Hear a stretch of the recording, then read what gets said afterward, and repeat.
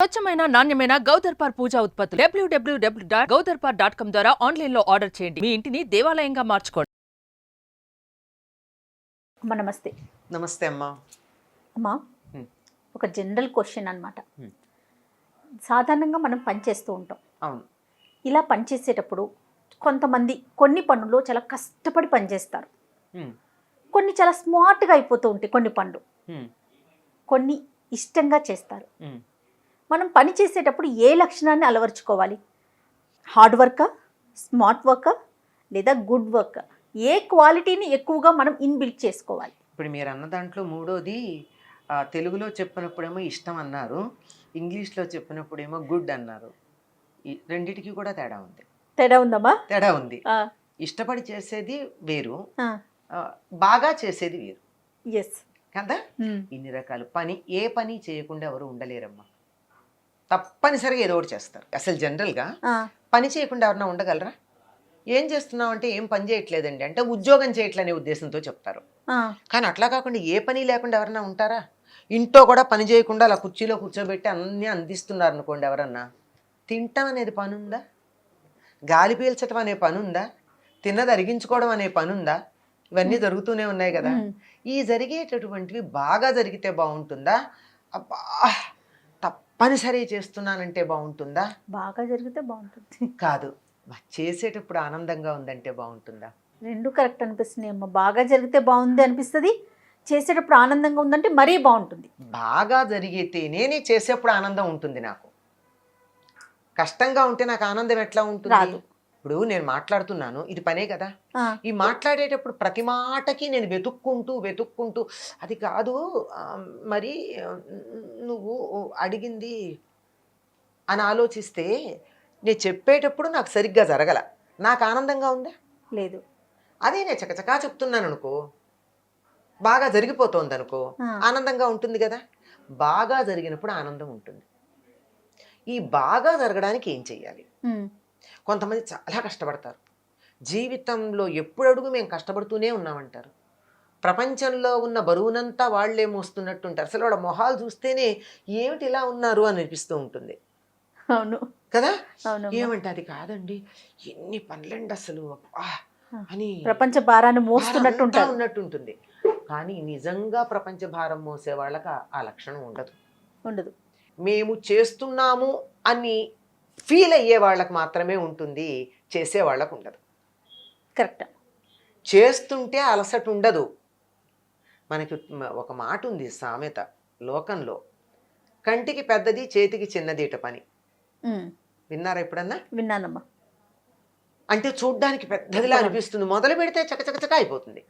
అబ్బా దీని గురించా నేను ఇంత కంగారు పడ్డాను, దీని గురించా నేను ఎంత భయపడ్డానని తర్వాత అనుకుంటా. అవును. ఆ పని చెయ్యకపోవడం వల్ల బరువు ఉంటుంది.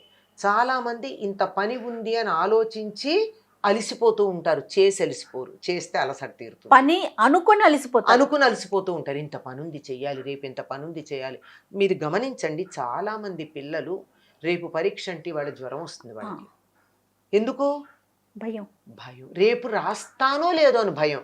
చదివే ఉంటాడు అయినా కూడాను, ఇంత సిలబస్ ఉంది నేను చదవలేనంటూ ఉంటాడు. తల్లి కూర్చుంటుంది, ఏముందిరా నేను కూర్చోబెడతాను చదివిస్తాను, ఏది మొదటి పాఠం చెప్పి అటకటగా చెప్తాడు. 4 చెప్పేటప్పుడే వాడికి కాస్త ఆ భయం పోయింది. అవును, వచ్చేసిందమ్మా ఇంకేముంది, ఇంకో 2 పాఠాలే కదా అంటాడు. అట్లా పని గురించిన భయం ఏదైతే ఉందో దానివల్ల కష్టపడడం ఉంటుంది. ఇష్టపడితే కష్టం లేదమ్మా. పనిలో రుచి చూడండి. ఈ పని చేయడం వల్ల నాకు ఆనందంగా ఉంది అని అనుకున్నప్పుడు కష్టపడడం ఉండదు, ఆనందంగా ఉంటుంది. ఈ పని నేను చెయ్యాలా అని ఇష్టం లేని పని చేస్తుంటే కష్టపడడం ఉంటుంది. నేను మా విద్యార్థులందరికీ చెప్పేదాన్ని, డిగ్రీ ఫస్ట్ ఇయర్లో, మీకు ఇంకా 3 ఏళ్ళు టైం ఉంది, మీ కెరీర్ మీరు డిసైడ్ చేసుకోండి.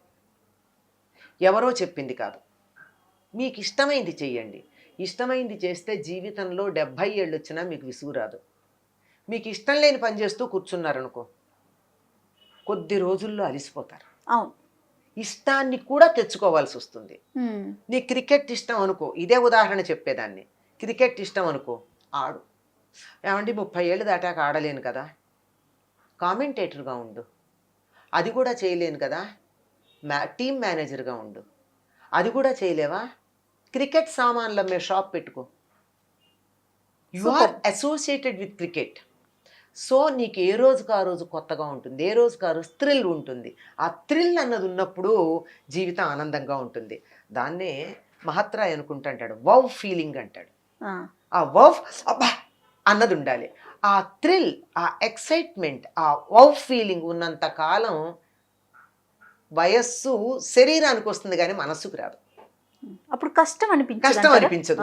ఇష్టమైన పని, నువ్వు ఏ పని చేస్తుంటే నీకు ఆకలి గుర్తు రాదో, ఏ పని చేస్తుంటే విసుగు రాదో, ఏ పని చేస్తుంటే నువ్వు అందులో లగ్నమైపోయి ఇమ్మర్స్ అయిపోయి చేస్తావో, అలసట తెలియదో, అటువంటిది నువ్వు నీ జీవనోపాధిగా ఎన్నుకో. మరి స్మార్ట్ వర్క్ అంటే ఎట్లా చెప్తా. అలా జీవనోపాధిగా ఎన్నుకున్నప్పుడు ఏం జరుగుతుందంటే అది ఒకటి ఉంటుంది. మరి జీవనోపాధిలో డబ్బు సంపాదించటమే కాకుండా ఇది కూడా ఉండాలి కదా, వండుకోవాలి, తినాలి, పనులు చేయాలి. జీవితాన్ని దాంతో కలుపుకో. ఎలా సమ్మిళితం చెయ్యాలి అంటే కష్టపడకుండా చేసే మార్గాలు తెలుసుకోవాలి. అంటే నేనేం సుఖంగా షార్ట్ కట్లో పెడతానని కాదు. షార్ట్ కట్స్ ఎప్పుడూ షార్ట్ సర్క్యూట్స్ ఇస్తాయి. అంచేత షార్ట్ కట్స్ వద్దు, రాజమార్గంలోనే పెడదాం.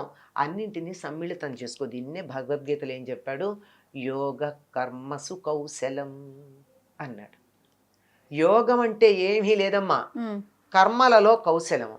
కౌశలం అంటే నేర్పరితనము, స్మార్ట్ వే ఆఫ్ డూయింగ్. చేయాల్సింది చేయాలి, స్మార్ట్గా చేయాలి, తేలికగా చేయాలి, చక్కగా చేయాలి, సులభంగా చేయాలి, ఇష్టంగా చేయాలి. నీ ముక్కు ఎక్కడ అంటే ఇట్లా తిప్పే బదులు ఇట్లా చూపించగలగాలి.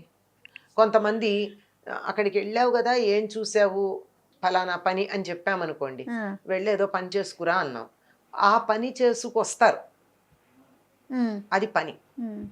ఆ పని చేసుకొచ్చినప్పుడు నేను ఫలానా ఆయన ఉన్నాడా అని చెప్పానండి, వెళ్ళి చూసి వచ్చాడు, ఉన్నాడు అన్నాడు.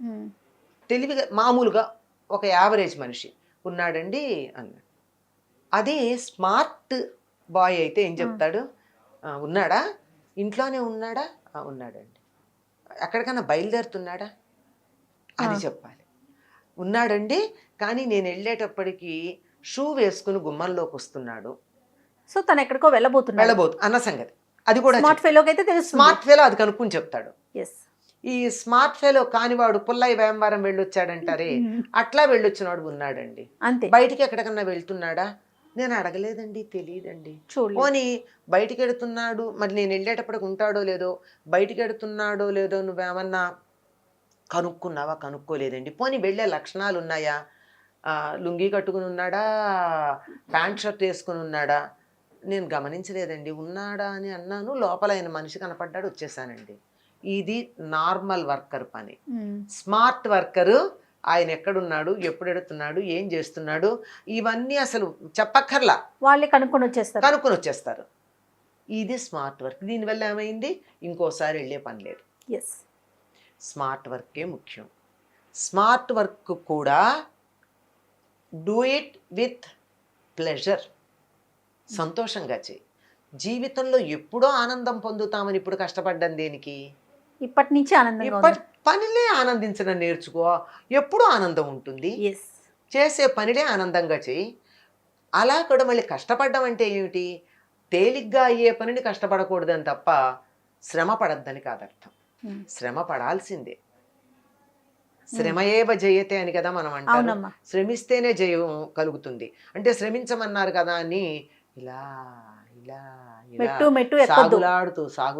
సాగులాడుతూ చేయడం అవసరమా? కష్టపడమన్నారు కదా అని కష్టపడమన్నారంటే ప్రయత్నంలో వీలైనంత ఎఫర్ట్ పెట్టమన్నారు.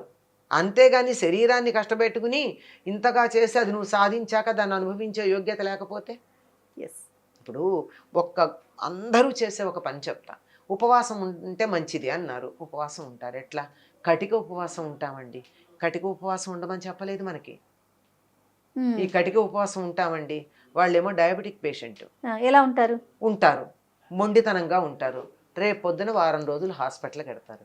Is it the way of doing things? కాదు కదా. అంచేత శ్రమ పడమన్నారు కానీ ట్రబుల్లోకి వెళ్ళకూడదు. It should not be troublesome. ఇంకా స్పష్టంగా చెప్పాలంటే అదే. ఇబ్బంది కలిగేటట్టుగా చేయకూడదు. నీ శక్తి సామర్థ్యాలు ఎంత ఉన్నాయో అంతవరకే చెయ్యి. అంతా వెచ్చించాలి. ఉమ్. తేలిగ్గా చేయాలి.